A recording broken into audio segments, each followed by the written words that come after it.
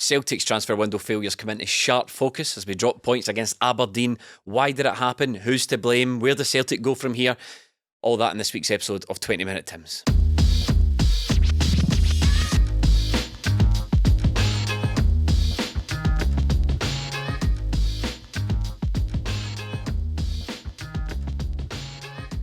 Before we get right into it, did you know that every penny we make from YouTube, we donate to charity? We donate it to the Kano Foundation. There's a link in the bio if you want to check out what those guys do, but they're a fantastic charity that take underprivileged kids to Celtic games for free.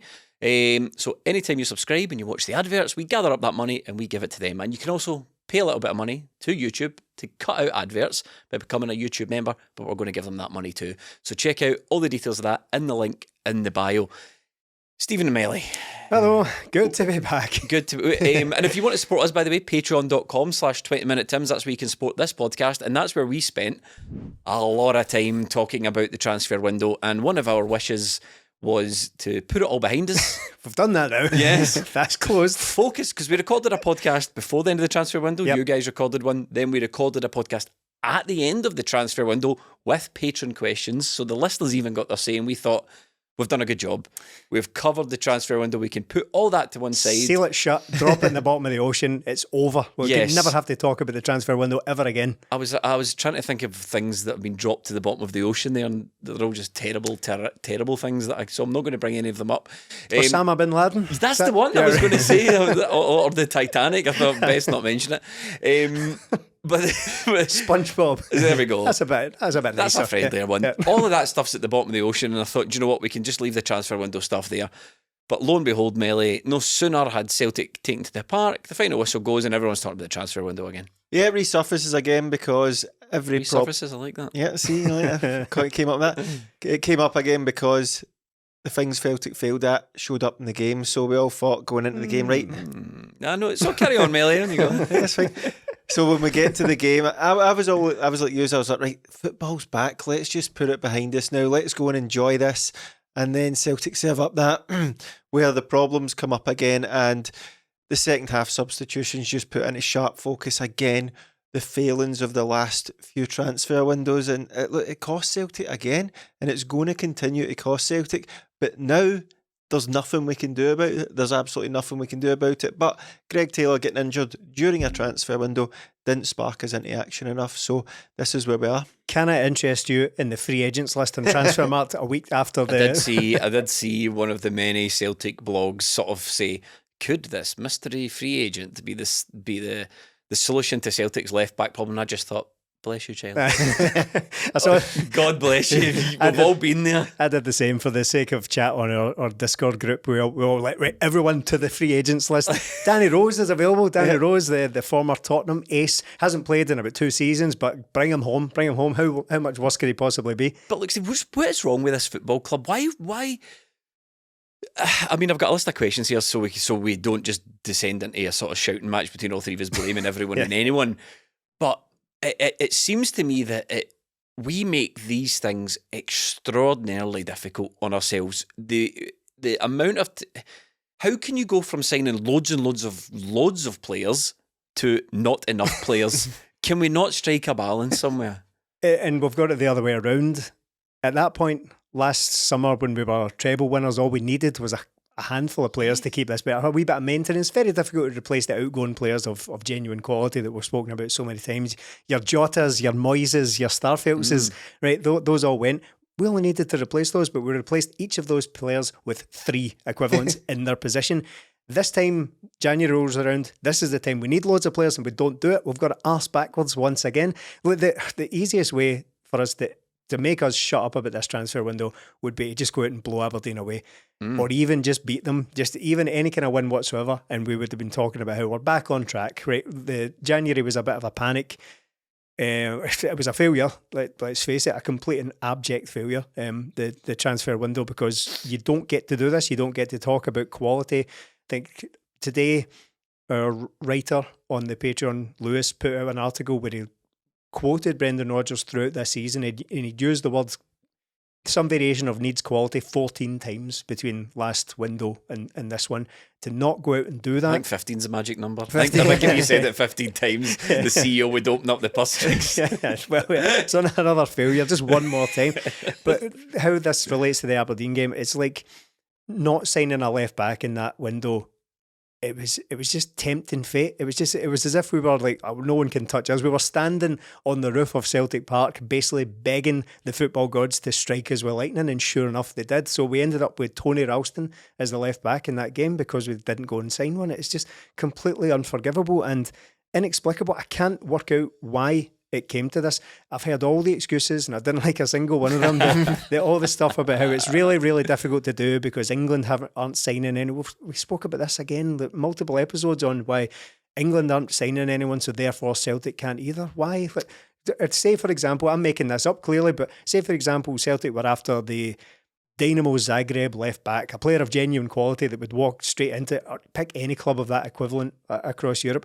Why does Brighton and Everton no signing any players? Why does that impact that at all? Competition then? Yeah, surely? that didn't stack up for me. I mean, we had the opportunity last minute, as it is, everything with Celtic, got a last minute email saying we could go up and interview in person Brendan Rodgers, and I took the opportunity to put some questions to him that we've been talking about on the podcast. I've always said, if you're going to say something on a podcast, you need to be able to say it to the manager should you get the opportunity to sit in front of him. So one of the things was left back. I said it was just pretty unacceptable. I can't remember the words I used.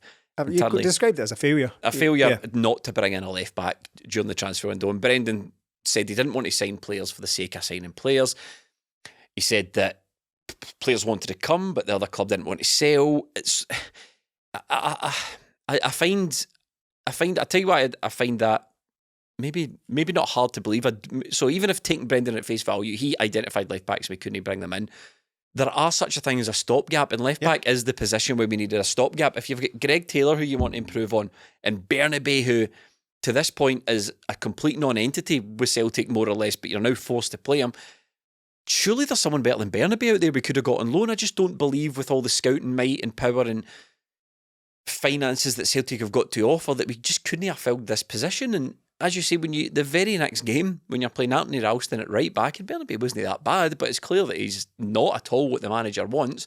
Add that to the list of things in the squad that the manager doesn't want. There's nothing, no other way to call that other than a complete failure of recruitment, and somebody's to blame. The bottom line is Brendan was very, it's collective responsibility, and he didn't want to single out the transfer team, the recruitment team. He didn't want to single anyone out, but somebody is to blame.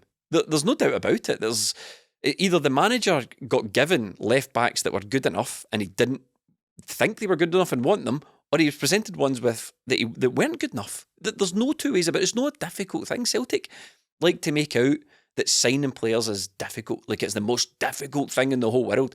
But when you're Celtic Football Club, with everything Celtic get to offer, with millions upon millions of pounds in the bank, and you go to a lesser club who happen to have a player you want, I don't think that's a particularly difficult deal to do. So there's a failure somewhere, and we can all sit and surmise about whose fault it is. Is it Brendan's for being too picky?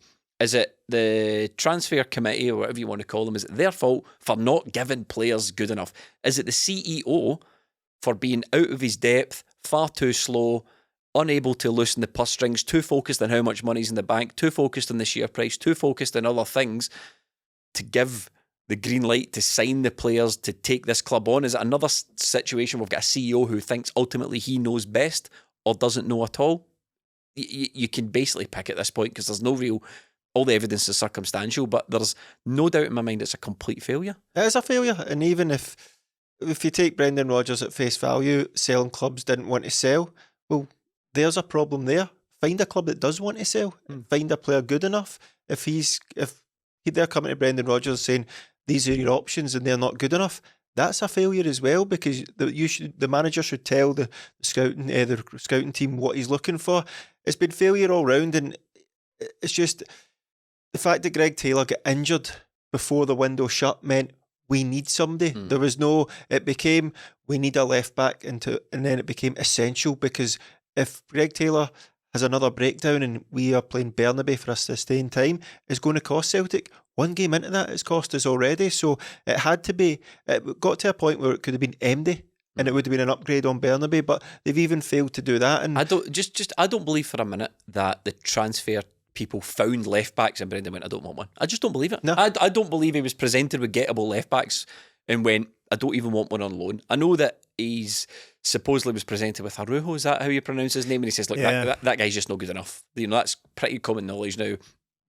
You guys like him, I don't like him, he's no come to the club. But that was a long time ago as well. Exactly. Yeah. But in an emergency situation where we rushed out and got Nat Phillips to cover at centre half. IDAH as well. I mean, we're going through a window where we desperately need a left back. A striker was, it was going to be helpful. We definitely need one of those because O's away at the Asian Cup and Kyogo can't play every game. He's not in great form. A striker was helpful to the squad, but left back was basically an emergency. Yes, yeah. And we've sanctioned a 4-month loan for a striker who may or may not contribute. Looked okay. In fact, it looked pretty good when he came on against Aberdeen. Yeah. But the fact that we were out there sanctioning these types of deals but still couldn't get anything done at left back. And see, I know that people will say, imagine moaning this much about one position. It's just a left back. But no. That was minimum. Yes. That was minimum. That a striker, a winger, and left back was maintenance. We didn't even address improving the overall team where you could take, you could look at Joe Hart. Was there an opportunity to bring in a 25, 26-year-old keeper with the idea of getting him into the team next season? Didn't happen. Doesn't matter. Didn't address it. These are the things that we're going to have to look at improving the team. Left back was a must, an absolute must. So it's not just about whinging that we didn't get one position filled. That was the bare minimum going into the window, and it just wasn't done. It's not even a case of it's a complete non-negotiable for me to go 2 windows and the manager not have the players he wants. What does a recruitment team exist for if no that? Now, Brendan Rodgers didn't want to. I asked one of the questions, I says, how do you measure the success of a recruitment team and do you consider the last 2 windows a success? And he body swears it, but what you would expect him to do, because he's not ready to throw those guys under the bus. But I think every fan out there, just stop kidding on, it's difficult. It's completely unacceptable to get any new manager in, but for some reason we're treating Brendan Rodgers like he's been here for 4 years as if everyone's fed up already. Brand new manager, wanting to play in a certain way that's different from the old manager, and we can't get him the players. No, and it's not that. It's the different style of play, but the team needed refreshed as well. And if you're losing Ange Postecoglou, which is a big thing for Celtic, it's going to be very difficult to replace. You need to give the next guy in charge a helping hand. And sometimes I look at it and go, right, the manager's got to do better. Then I look at the lineup and I go, what can he do? What can he do? I've always had this niggling feeling in the back of my head since the start of the season. Are Celtic a team that can win a league with Liam Scales playing every week at centre-half? I don't see how that happens. But Liam Scales, centre-half was miles down the list. Left-back was number 1 priority. Right-winger, probably just as high. We got that in. And like Stephen says, goalkeeper, a centre-half could have been in there. And it's not an excuse. You're a football team out there to win football games. All the excuses of, and the English Premier League teams went by an MD. Good. That means they've got less competition and more teams that you should be able to buy off then. So if Brighton or Brentford come in for a player, they'll probably go there. But now that's not an option. There's also 70 odd million in the bank. So there's not the thing about the money. All these teams in England aren't spending money because they can't, because they'll get sanctioned for it. We're the complete opposite. To me, I think you can sit and summarise and theorise all you like about who's to blame and what went wrong and all that. The fact is we don't really know, but all we do know there was a failure somewhere, and it seems to me that any other football club would just blame the CEO, would blame the chairman. Yeah, because if Brendan's saying other clubs didn't want to do business, right?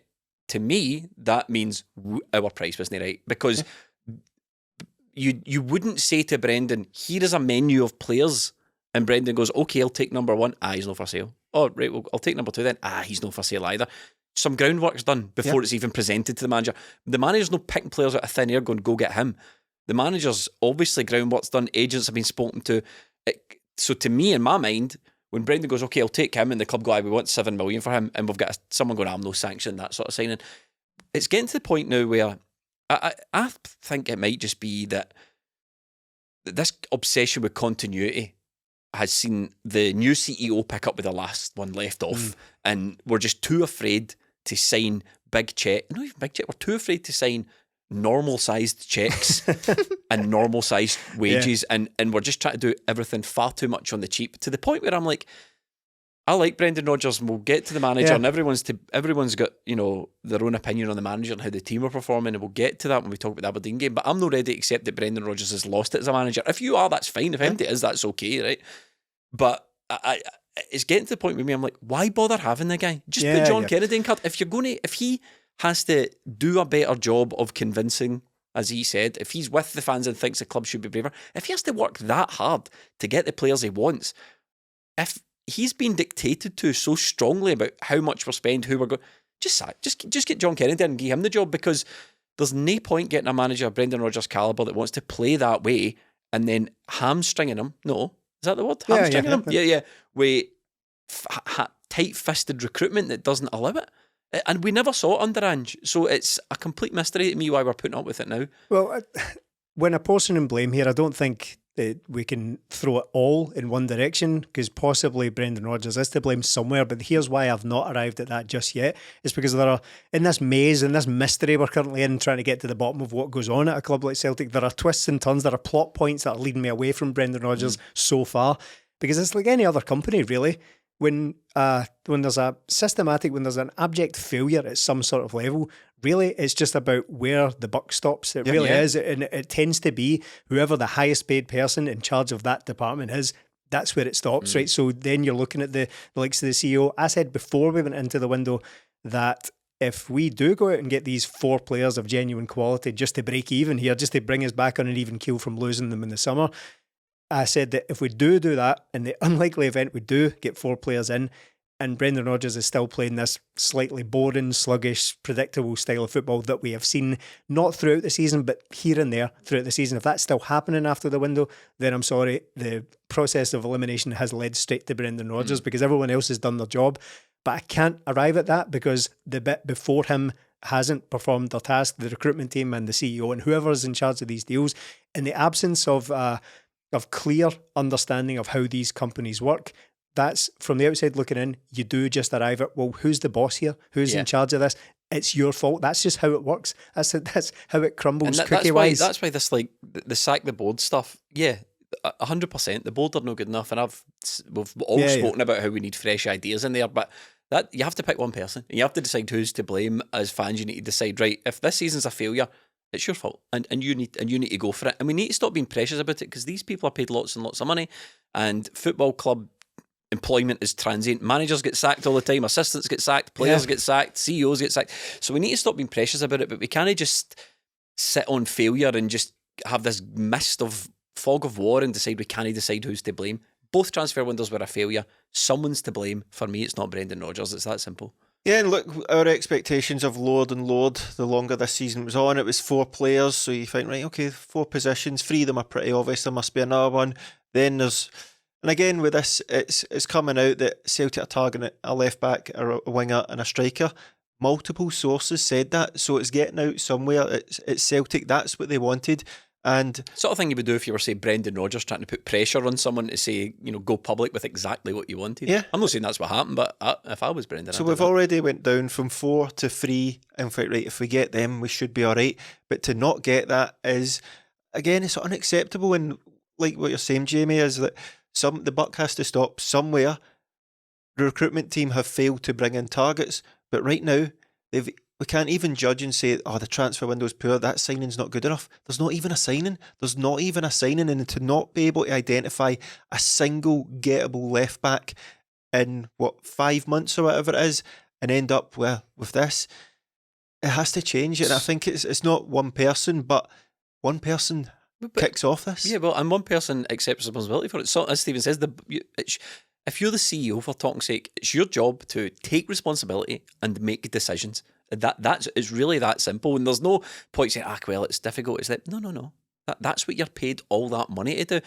A quote emerged recently about how Michael Nixon, the CEO, said, we want to be world class at everything we do. You're honestly having a laugh. Same, mate. Aye. Honestly having that is on the verge of being patronising. Yeah. On the verge of being patronising. So was the penalty Rangers joke as well. Yeah.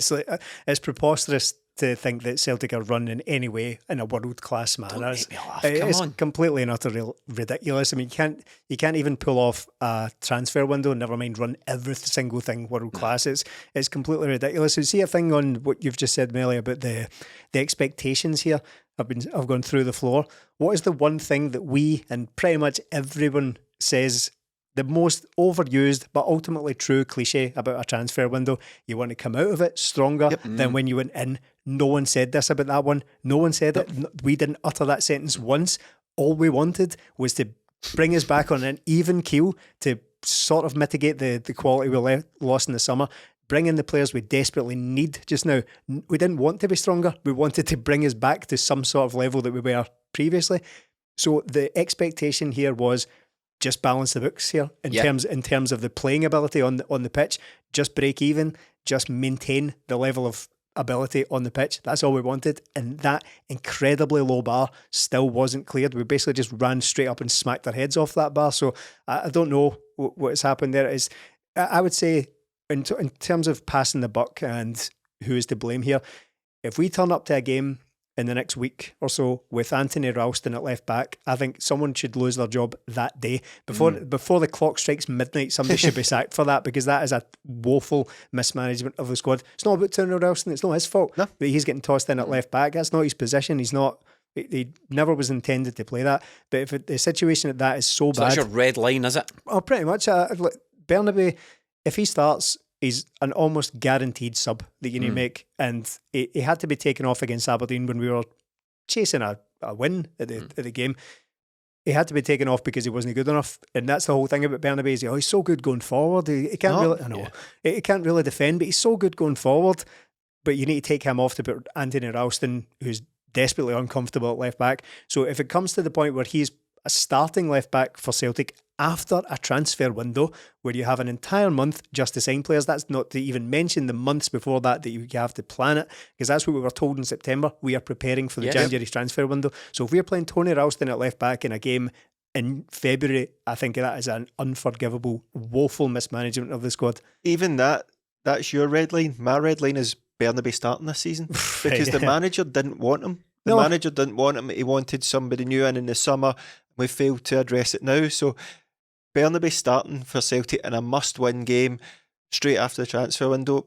Bernabei starting's the red line for me, because he's not been good enough for over a season. A lot of people said Bernabei was actually not that bad against Aberdeen or even against Ross County. That's fine. I have different ideas on what is not bad. Right? I don't think he was good either, but I don't think it's outrageous to say he wasn't that bad. But that doesn't matter, because if he was in any way a consideration for the left back berth, even as a reliable left back backup, if he was any of those things, we wouldn't have been running about desperately looking for a left back. At least started a game this season. And we wouldn't have been desperately trying to sign a left back, putting out in the media that we're confident that a left back is going to be signed right up until about 11:15 on the deadline day. If Bernabei was any of those things, that wouldn't have happened. It would have been like an IDAH situation where if you can get a hold of this guy, I bring him in.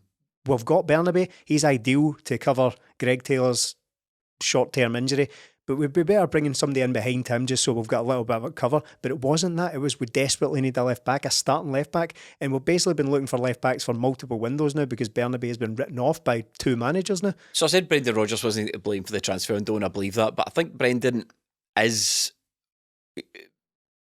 There's multiple ways football managers end their employment with a club, and I'm not saying Brendan Rodgers' jacket's on a sugary peg here, but what I'm saying is, from my point of view, he can't keep making the same mistakes that I think he's been making before, and that is down to player selection. And I know he's hamstrung with some of it, but watching the Aberdeen game, and I've got some bits and bobs to say in the players, but there's players I was watching, I think these guys, Kyogo probably needs dropped, to be honest with you. He's, I know we're not creating chances for him, but he's no looking the best. He looks fraught out there sometimes. He's throwing his feet at everything sometimes, trying shots outside the box. You said one was Turnbull-esque. It's no working for Kyogo. I'm not saying drop him for good, but maybe he needs a bit of time out the side. The Abada thing is done. He needs to start every game now. It's completely done. I don't know what the hell you do at left back. Palma as well. As soon as Maeda's back, Palma's out the team. Maeda needs to go in. You can't keep making these same mistakes and seeing it not work for you. Whatever Brendan Rodgers is doing right now with the front three isn't working. And No. that needs to change, because if he keeps making those same mistakes and not getting the same results, or getting the same results rather, he's going to be in a lot of bother here. Yeah, the front three aren't working at all just now. I don't know. I would love to know what he's expecting from his front three. I know it's a rudimentary question, but if I ever get that opportunity to ask him again, I say, what is it you're looking for the front three to do? Because obviously he's looking for them to come inside, but what's the plan after that? Because they seem to get the ball, come inside, and then are bereft of ideas. Yeah, well, I had a pal of mine text me on Saturday afternoon after the game, who he's not a Celtic fan, he's not a Rangers fan either. He's a good old fashioned neutral, hates them as well. So, but he was saying that he saw the Celtic game and he couldn't understand what was going on. He said, like, we've got this front three, but the wingers are desperate to come inside. That's all they do. Like, Abada just drifts in. He does that thing. He is right-footed as well. So, Yeah. but all he does is he won't take his fullback on. He just drifts inside and plays that infuriating left-footed pass to the penalty spot into shins. Just does it all the time. So he does that. Palma on the other side cuts inside as well, and this is where all the traffic are. And he said that to me. He was like, well, this is Scottish football we're dealing with here. Why are the wingers coming into where there's the most traffic? That's what we expect to play against. We expect to play against like low blocks and all that, but everyone's lined up in the middle. That's where it's all congested. Why don't we have any wingers that can make the pitch wide? Why have we not got anybody that can go in behind at all? Everything just drifts inside. So Kuhn came on and did much the same thing, but he was an awful lot more effective at it than But we either get of those players guys. we get players making dummy runs, as some great analysis showed, and Abada's just passing the ball with them. Yeah. There was a great thread, I can't remember who put it in on Twitter, about how bad Abada was against Ross County, and to me it just summed it up. And the manager obviously sees it, Melly, but I think we're at a point now with Celtic where something needs to change, and I know that's quite a vague term, but really we need big changes. We need big changes the way this team are performing. The manager needs to make changes. The players need to make changes as well. And I think the front three is a focus for me now, because it's no functioning. When was last time Kyogo scored? Bucky Thistle?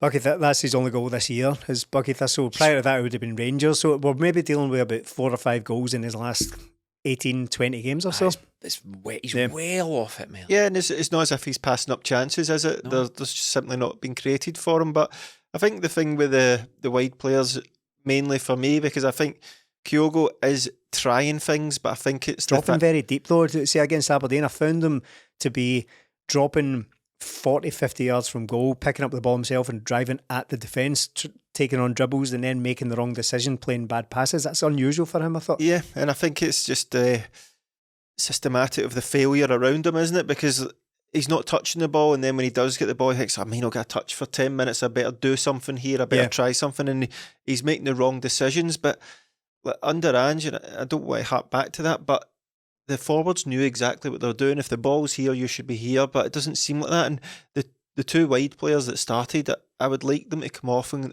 just look at them in the eye and go, did you give everything there? Because I can't see that. Palma for the Aberdeen first goal, Abada, mate, he might be struggling for confidence a wee bit now or whatever's going on, but did you give everything there? And I just can't see it. It's simple things that aren't going well, and it feeds into the rest of the team as well. Everything at Celtic, unless Celtic do something down the middle, it doesn't work for us. Our 2 fullbacks aren't playing well, our 2 wide players aren't playing well, and Palma just gets more infuriating as the days go on. But even if Kuhn's got to start now, that's fine. But on the other side, does Maeda come in then? Possibly. Does he give Greg Taylor a bit more? But when you're looking at that team, Carter Vickers didn't play, Greg Taylor didn't play, Maeda didn't play. They'd go straight in there. Hatate would go straight in there. Then Starfelt would go straight in. Moy would go straight in. Jota would go straight in. The guts of this team has been ripped apart. And look, that happens when you're at Celtic, but you have to do well at bringing replacements in. And we haven't done that. And it's starting to show. The lack of quality on the pitch is painful watching. But Brendan needs to have a word with these players, because see that Aberdeen goal, that was a classic case of he'll get it. So Bernardo loses the ball, too soft, doesn't really make much of an attempt to win the ball back. It goes up the left-hand side.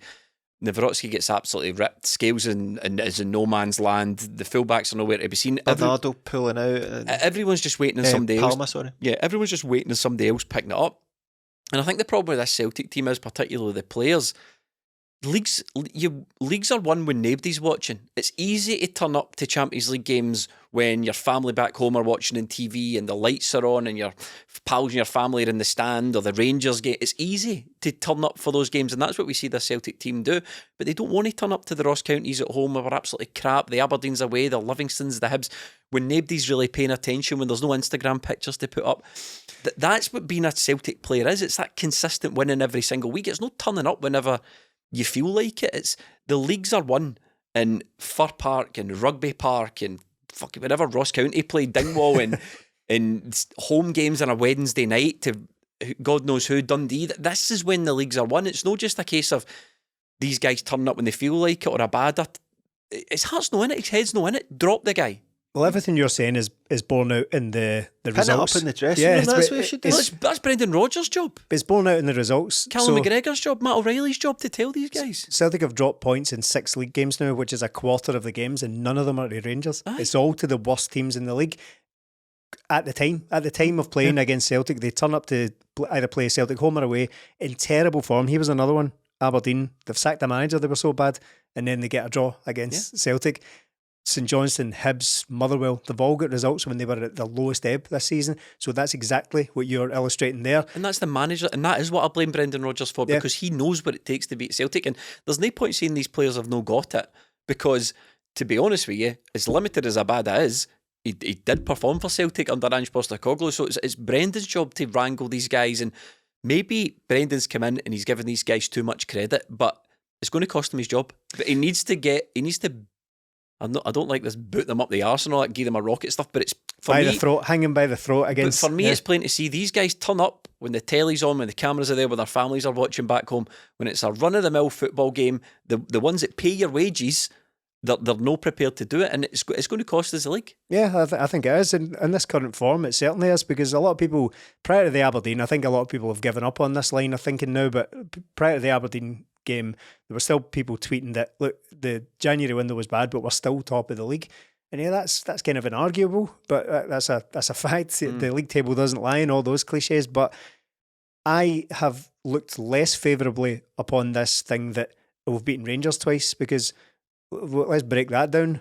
We've beaten Rangers twice, which is worth 6 points, but yet we have no lead. If they win their games in hand, they are top of the league. So that to me is a problem in itself. That is, again, going back to what you were saying there about how they can turn up for the big games. They've beaten Rangers twice, but that the leads generated by those points is completely wiped out. Yep. And more, at one point, Celtic were, I think, at the peak was 11 points clear this season, but that was to do with games in hand. So Rangers still had games in hand, but what do people always say about games in hand? It's better to have the points on the board than the games in hand. So Celtic did have the points on the board, and that is still gone. So the idea of having the points on the board as opposed to games in hand is that you put pressure on the opposition and they maybe start to waver a bit.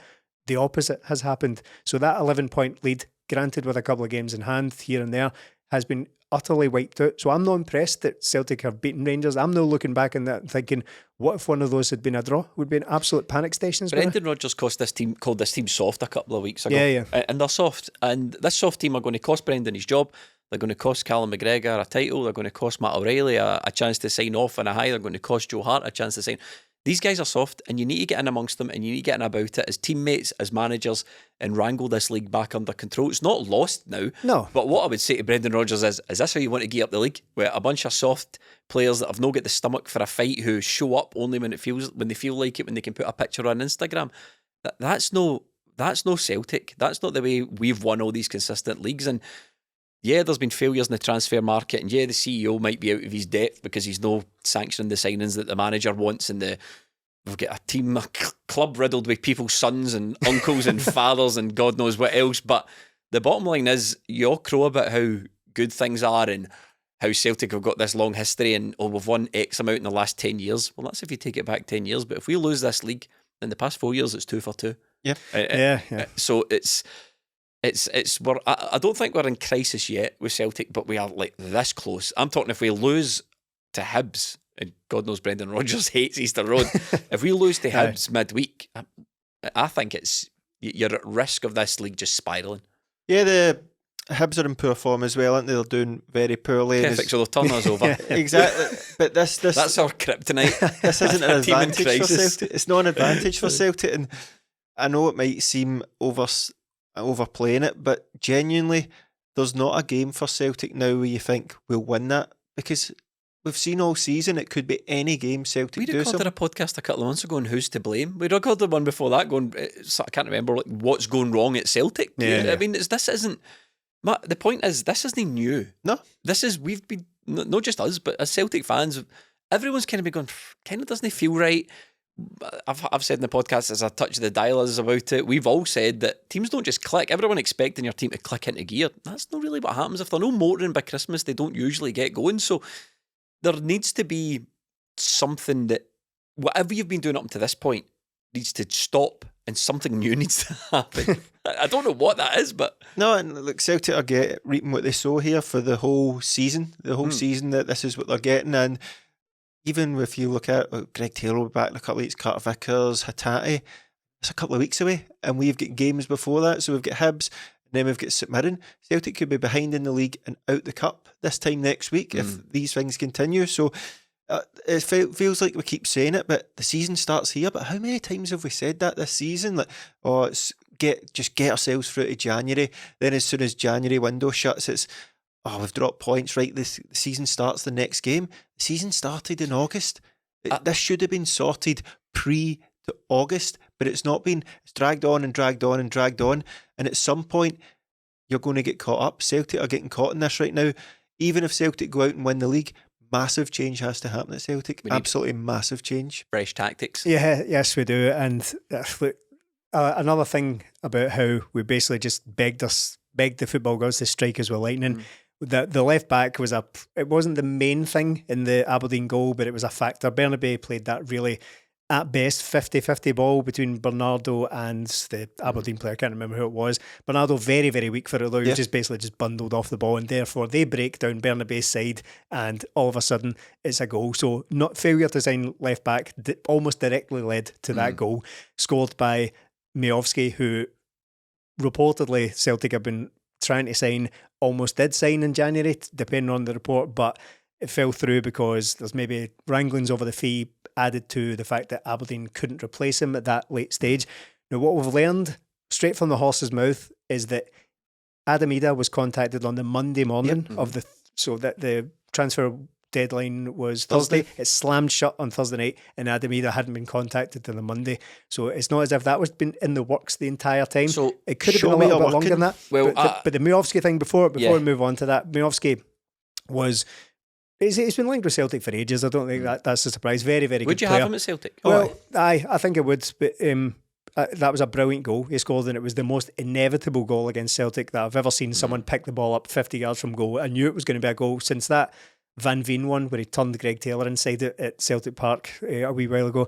But Miovski scoring that goal, if Celtic really wanted him, it shouldn't have come down to the fact that Aberdeen couldn't replace him, because see, if you really want him, it doesn't really matter about the individual opinions on whether he is or isn't the guy. If Celtic really wanted him and had identified him as the number one striker target, go and get him in the 10th, the 12th of January, and then at that point, Aberdeen go and get Van Veen because he doesn't go to Kilmarnock, and everybody's happy. Everyone wins out of that situation. And I think that there is too much belief probably at the club and some fans as well who think about Celtic, they don't do that kind of thing. We're steps ahead of the game. It's easy to go out and sign rubbish. We are playing 4D chess here. Everybody else just doesn't understand it. If we are playing chess, right, we are left. Everybody else has gone home and we're left staring at the board in the dark. Like, what did we do? We've waited far too long here. You idiots are out there signing first team players like absolute losers. What you did on the Miovski thing, I'm not so sure Celtic wanted. I think he's a good player, but he just doesn't strike me as a sort of Brendan Rodgers type player. But apparently, like whatever the fee was, say it was like between 4 to 6 million, and as you say, Stephen Pearce saying, well, Aberdeen wouldn't let him go; they could get a replacement. There's £6 million, you'll be fine. Do you know what I mean? Like Aberdeen, you're out there buying £500,000 players. Like you never spend more than $1 million. Whatever we give you, you'll be all right. Away and buy, like, as you say, away and get Van Veen. Yeah, but that could have happened weeks ago, and no one would even have considered it. They could have signed him a fortnight ago. On the Idah thing, people are apoplectic at this signing. I've seen people call him a dud. Chris Sutton was saying, it's a bit of an odd one. Check the record, bud. I watched the usual YouTube videos of him, and we've not actually had the scouting podcast yet, but it'll arrive. But I think he looks like a good player. He's a different option, tall, pacey, physical, power, pace. He looks to me like a Brendan Rodgers signing. He's got all the buzzwords that Brendan Rodgers was talking about how he wanted to add to the team. And Brendan Rodgers says, we got him on loan and we'll maybe have a look at him in the summer. And I think the point of that is whatever the fee would have been to buy him was probably too much anyway. So there's no point in getting tied into a 7 or 8 or 9 or 10 million pound fee because we're never going to pay it. So I don't think IDAH is the absolute dog water signing that everyone else seems to make out. I think he's good. On the Monday thing, that was brought up I asked him, when did you first hear for Celtic's contact? Because I wanted to mix it up a wee bit and see what he said. He said Monday, but to me, again, that can mean multiple things. That could mean, I don't know, that could mean, for talking's sake, Norwich said to his agent on the Monday, right, you're okay to find him a move, we've got Van Hooijdonk coming in. And at that point, his agent goes, by the way, I've had Celtic on the blower since the 1st of December, want you? And he's like, oh, good, I'll join Celtic. So I'm not too worried about the Adam Idah thing, because I think it's much better giving the manager a player he actually wants and the mould and the profile of one that he wants for 4 months and revisiting it in the summer than just signing any old player, desperately clawing at someone who's not going to make any impact whatsoever. And to be honest, I'd probably look to start Adam Idah ahead of Kyogo at least in the next couple of games, just to try something different, just to take the pressure off Kyogo a wee bit. It's the optics again, isn't it? But the Monday before the deadline and you're going out and loaning a striker from Norwich. Was this the plan? Look, it might have been a guy that Brendan Rodgers said, look, if he comes available, but I just can't see that being the case. I think it's just been another one that's came up and he's thought, you know what, I'll take him rather than nobody I've got. I just can't see how Celtic's whole process of this, getting to this window, looking for quality, ends up loaning a guy from Norwich. Look, it might turn out to be good, but again, it's going back to it. If Celtic had had a left back and a winger in and then brought Idah in, I think everybody would be fine. But again, it's that, where's the work in here, Celtic? Because you're bringing in a guy on loan from Norwich, a guy who we were linked with. We can't get Idah until the guy we were linked with goes to Norwich. All these things had to fall into place, but I just can't get away from the fact that Thursday's the deadline, Celtic are scrambling about. We know they were on the phone trying to get left backs in. This is the one thing we gave you the sort of benefit of the doubt. They're not going to be scrambling about like their arses on fire, like you said, Stephen. Yeah. And deep down you think that's probably what will happen, but you go, nah, we'll do it. We've learned the lessons. We've learned nothing. Well, that's one thing Celtic never do. They never seem to learn a lesson. And after the failure of the summer window and all the talk about it, and there's just someone in the club or people within the club that seem, in my opinion, unable to get players into the club for the manager. And that is 100% unacceptable. And there's not really much more to say about it, because the problem is we don't have an awful lot to chew over, because the failure here is a bereft of things happening. And we've got Hibs coming up. Brendan needs to get this team wrangled. He needs to, now is the time. Is the time now. We're at a critical point of the season now. You need to change what you're doing. You need to mix it up in some way. You need to stop with the Abada. You need to give Kyogo a rest. You need to stop with Palmer first chance you get. You need to work out something at left back. You need to suck it up, and the players need to get their fingers out here. That's the problem. The transfer window addresses some things. So like from the game at the weekend, we can go, right, Kuhn comes in for Abada, brilliant. Maybe you do take Kyogo out. Might be a bit harsh considering he's not getting chances made, but if Idah comes in, that's fine. But then you solve one problem in the team, something else crops up, because I'm thinking, right, Kuhn out in the right, that's the position he's been brought in. Aye, but see at left back, we've not really got a left back, so see if we can have an out-and-out winger ahead of him. It's probably Kuhn, isn't it? Right, so what do you do on the right-hand side? Who do you bring in there? If Maeda's back in time, bringing a guy back from the Asia Cup and flinging him straight in against Hibs, is that going to go well? And that's all fine, but then you look at left back and you go, what do we do here? And see if we had brought in a left back, the answers are you bring in Kuhn, you bring in Idah, and you bring in the left back, and you go, right, that's what we do. But we don't have an answer here, so we're going to have to sacrifice somewhere else, whether it's playing BERNABEI, bringing a youth player in, having a Hail Mary and put Cal McGregor there and bringing a Wata in, whatever it is, it's not good enough. Yeah. It's not good enough, and it creates a problem somewhere else. And with Brendan Rodgers as well, I do think he's working with his hands tied behind his back here, but the structure of the team was so bad on Saturday. The first half I thought was alright. All it was lacking was that goal in the first half. But Aberdeen, with their first touch inside Celtic's box, scored. And Celtic are on the back foot then. They're chasing the game, space is opening, and when all it takes is one pass going through, Nawrocki's not confident, Liam Scales doesn't have a clue where he is. We're all trying to cover for BERNABEI over this side, Alistair Johnson, Palma and Abada aren't willing to work hard enough. Cal McGregor's again trying to put out fires everywhere, and everything's falling down. Kyogo's getting the ball, trying to dribble in everywhere, do it all himself. Everything falls down. The structure's not there, but I can't tell Brendan Rodgers do this because another problem crops up. Yeah. Well, that's where Brendan Rodgers is making the big bucks, and there's no doubt about it. He's making a lot of money, but exactly what I said earlier. Ultimately, if the focus then becomes, if all that's said and done, if the structure of the club then becomes sort of ironed out, if the focus then becomes on what we're doing on the pitch, then it's Brendan Rodgers again. He's not different to any other manager. It was like Neil Lennon when he was here. The manager carries the can for that kind of thing. The message is simple, isn't it? Do your jobs. Do your job. Yeah. That's a lot of the guys Celtic were linked with, or a lot of guys that went to Copenhagen, for example, there was players that were gettable there for Celtic. Owen Beck moved, Sidney Van Hooijdonk moved. I honestly don't read too much into that. I'm not focusing on the Sidney Van Hooijdonk thing, but guys of his calibre moved in this window. Scott McKenna moved. So you're saying that the pond we are fishing in had lots of activity? With the guys we could have got, the wages and the price point and the profile, these guys were moving in the window. Yeah, again, too much focus. Sorry, jump in there. Too much focus on Newcastle and doing anything. Chelsea aren't signing players. That's not our concern. It's these clubs that you're mentioning that are more in line with Celtic. I'm using Copenhagen as an example because they're sort of similar to Celtic. They've got through in the Champions League, and every single player they signed in the summer and in this window would improve Celtic. Whether it be the goalkeeper they got from Arsenal, whether it be Scott McKenna.